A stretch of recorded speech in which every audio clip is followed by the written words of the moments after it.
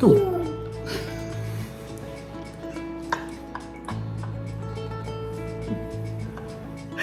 So why did you waste our time? The meaning of my name is interesting because it doesn't really have one. My name is Ira Efe.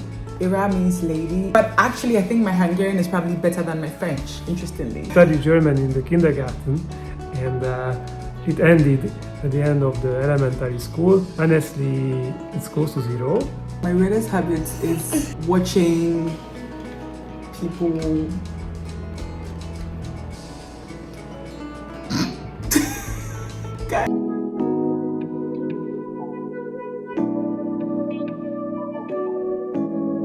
Hi guys, thank you so much for tuning in today. Today we're going to continue the couple tag started in a previous video. If you've not seen that one, you should surely check it out. This couple tag is not really like one that is about the relationship. It's just about like our basic info, where we grew up, who we are, just basically to know who we are, right, as like individuals. So let's get into it. I'm 28. I was born on the 16th of June. Shout out to Tupac Shakur. He's my birthday twin. I don't believe in the horoscope stuff, so I don't really say that I'm a Gemini or not or whatever, you know. If it matters to anybody, I am a Gemini. I'm 33 and I was born in December. The meaning of my name is interesting because it doesn't really have one. My name is Ira Efe. Ira means lady and Efe means Friday. Like in Ghana, we have day names, right? If you know any Ghanaian, they will tell you. So if you're born on Monday, you have a name. If you're born on Tuesday, you have a name, you know, depending on your tribe. So I was born on Friday, so my name is Efe as a Fanti, which is the tribe I belong to. So Ira means lady, Efe means Friday, so Lady Friday. I don't know if that makes sense, you know, like I don't think it does make sense, but yeah, that's the meaning of my name. So Yeah, mine is, I read it somewhere, obviously. A warrior who achieved, I don't know the English word, so... Yeah, put the Hungarian word. Dicsőség. Okay, that's what it means. Your name means dicsőség. No, vakmerőségével dicsőséget szerzett harcos. Okay. Which means a warrior who with his fearlessness have achieved some kind of victory. I never knew that, babe. Yeah, I never asked. I didn't feel like saying this It's important. complicated thing. It's interesting. I never knew it, so yeah, that's good to know.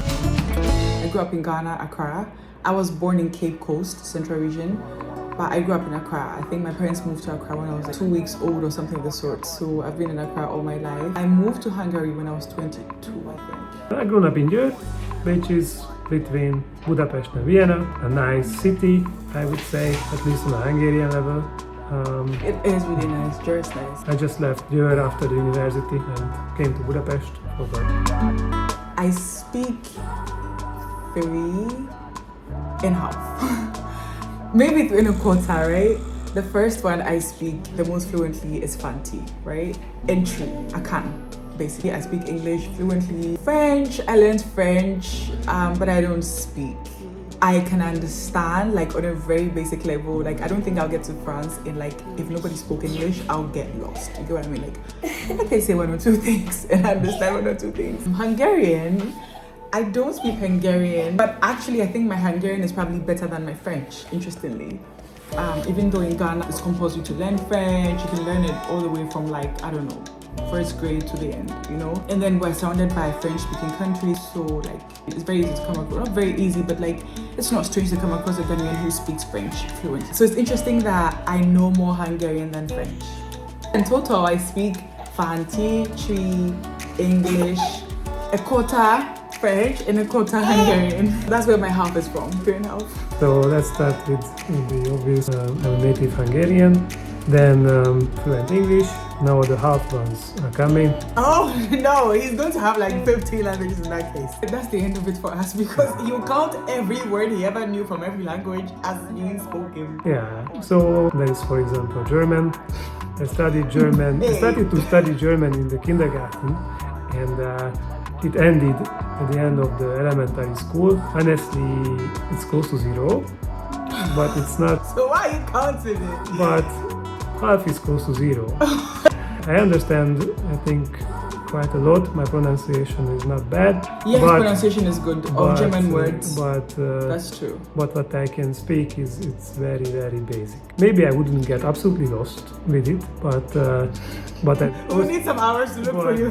Not totally lost, but like we have to look for you for a bit. Yeah, the other thing is a bit maybe surprising, but it's Latin. Basically, all the muscles and bones, not all of them, but a lot of them I know in Latin. That's my Latin knowledge, that's it. Like, he's literally, look, guys, when we first met, right, after the gym or anything, and I say that something is hurting, like my shoulder or my leg or even my ear, like just commenting on the most basic things of your body, and Laurie just whips out like, that's your musculus, braculus, bruculus, musculus.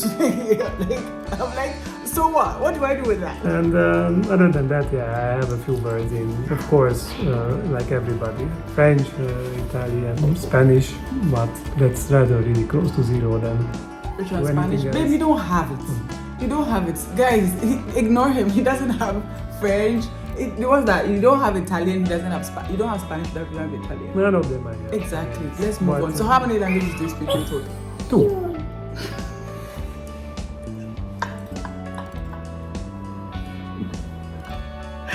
So why did you waste our time? You see, I said it. Like, I knew it that all of that was going to come down to that. My cutest childhood memory would be one time a friend of mine visited our home, a friend from school.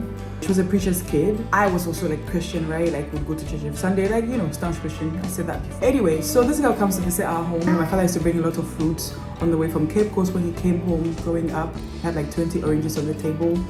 And we would wash the oranges and pray over them and ask God to give them to poor people. And we'll close our eyes, hoping to open them, and the orange has reduced.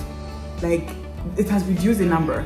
So again, like, we wash the oranges, we close our eyes. Dear God, please, as we're praying, please give this one orange to somebody in, like, I don't know, Sudan. Is anybody in any situation that needed the orange, right? And we did that for like 3 hours straight, re-washing the oranges, saying this prayer and hoping that all the time when we open our eyes, one will be taken and given to these people. I thought about it not too long ago actually, and I thought it was quite cute that my friend and I, at the age of say 5, 6, 7, were thinking about needy kids. You know, I think it was quite cute. It's not just cute, it's very nice and human. Actually, before I'm answering the question about myself, I find one of your memories, the cutest from your childhood, is when with your brother Fifi, you said you were going somewhere, maybe to home, and the wind was blowing so much that you were like crying and it wanted to blow you away. It was blowing us away. Guys, we were so skinny. We had no weight. The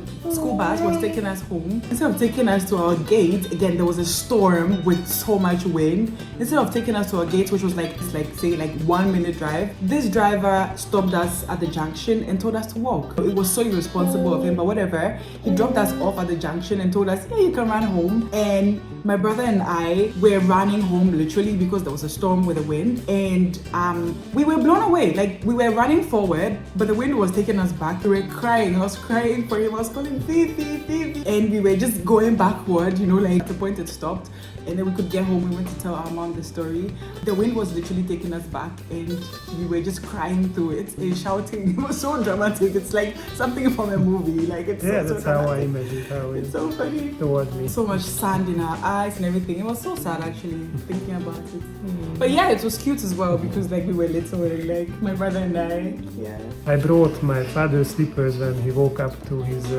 feet actually, and I said pupi, which doesn't mean anything, but I wanted to say was probably papuch in Hungarian, which means slippers. Oh.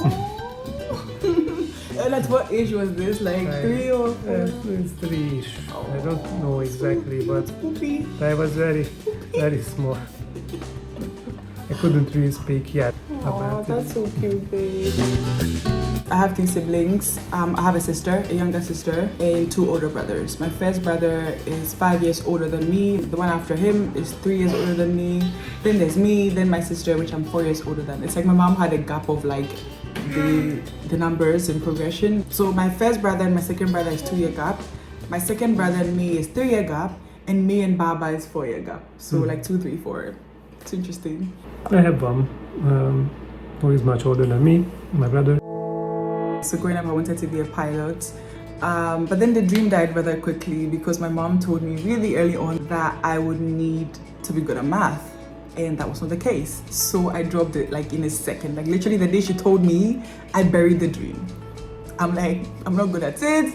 I won't kill myself to get it, so bye. It was rather sad in the beginning, you know, when I was much younger and I had to I realized that, okay, I can't really pursue it because I'm not good at math, I'm not going to kill myself for it. I got over it after a while. But I wanted to be a pilot because I liked steering, you know, because I was very good with a bicycle. I was very good with a bicycle, like from really young. My father gave all of us bicycles. That cycling, like, birthed the idea of me being interested in things that involve steering and wheels and all of that. I thought about driving, but like not in F1 sense, but like a bus driver.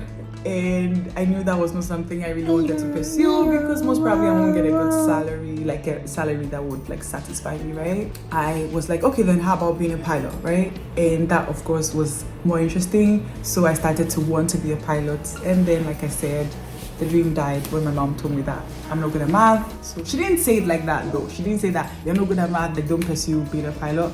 She just said that you need a lot of math and science, so you should step up your math. And I was like, girl, bye. So I wanted to be many things. I started why does that sound sad? That sounds sad. to be an architect because I love to build, of course, from Lego houses and other structures. I also wanted to be a movie director. Yeah. But that one you pursued a bit. That one I pursued a bit. I wanted to be a businessman as well, which is funny because actually I'm kind of a businessman, you can say. My weirdest habit is watching people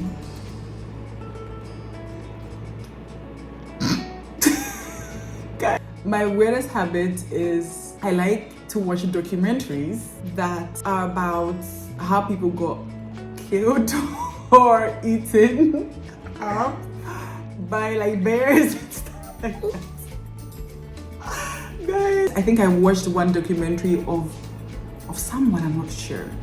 I forgot his name, but this was a man who like was obsessed with bears and like in the end got killed by one and his girlfriend. And since then, like anything I see like that on TikTok or anywhere, I'm like, I want to see it. I have to see it. It's weird, I know. I'm not like consuming this like that much. There's not so much content like that anyway. So yours. I want to say his for him. His weirdest habit is reading manuals. It's not true. It is true. It is so true. Look, Laurie, you can give him 1,000-page, 2,000-page manual. He will sit here and read it. If you put a manual in a package of a toilet paper, Laurie will read it. Laurie will read it. He is obsessed with reading manuals. I don't know where it's from.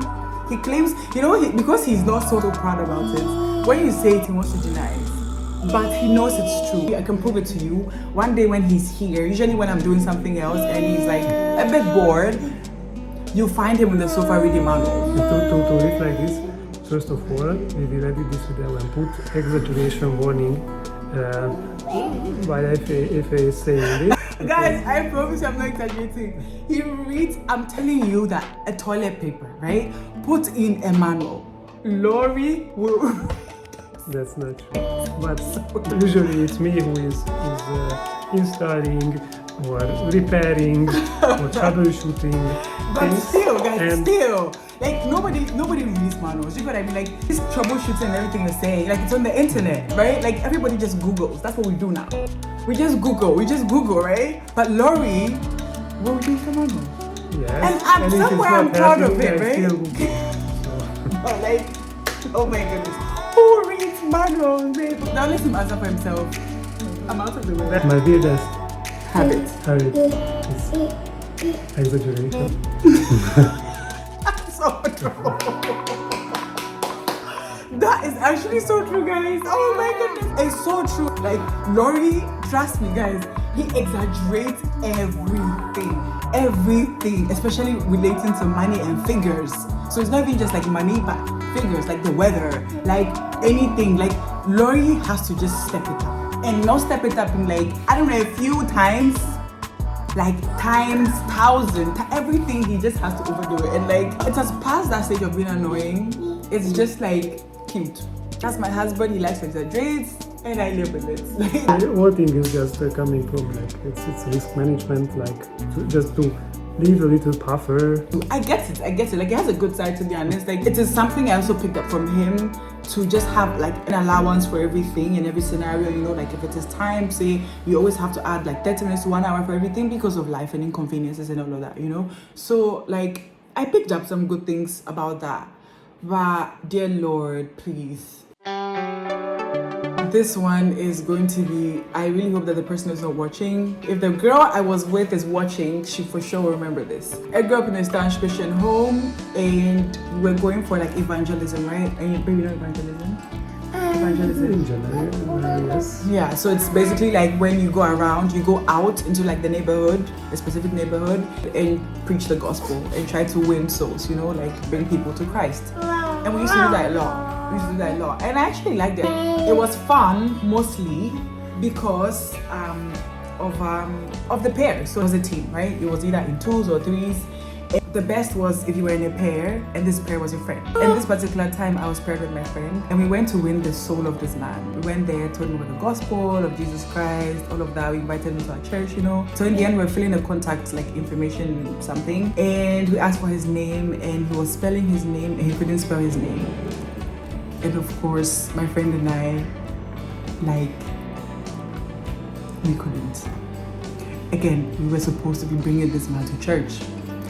And we were like, it was uncontrollable. You know, that girl was silly. Like we could not hold it. When the guy made the mistake, we were like, you know, silent. You know, like when you notice it, so you're like, Then he makes it again, and then she's like, Then we both, you know, we're trying to hold it in, but then in the end, we're like, we just let it all out. We had a big laugh, and the man, again, whose soul we're supposed to win and bring to the church, I think was lost because 2 silly teenagers came and laughed at him that he couldn't spell. So that was a big laughing at the wrong moment, but we just couldn't do anything about it. I'm so sorry. I hope he turned up at the church later, like, you know, some years after. But for sure, while we were there, he never showed up. Unfortunately. Sad, very sad story. I had many at the high school. It's a very good environment. Oh, good, yes. Teenager, high school, that, One of the times, the teacher most probably didn't notice. She must have been eating like something like a yogurt or something like that just before the class, and came to the classroom, and like half of her face was like covered with yogurt. Oh, no way. It's just like blown up. Like, but I was not alone with this, to be honest. Wait, she came with it, there was even on her face. There was yogurt on her face, and like, of course, saying hi to the class, etc. Everybody was waiting silently, and this is just like not noticed her. Everybody was. Thank you so much, guys, for watching. Hopefully this could bring us a bit closer to you, could relate to some of the things we experienced. It was good to do this, and see you guys in our next video. Bye. Bye.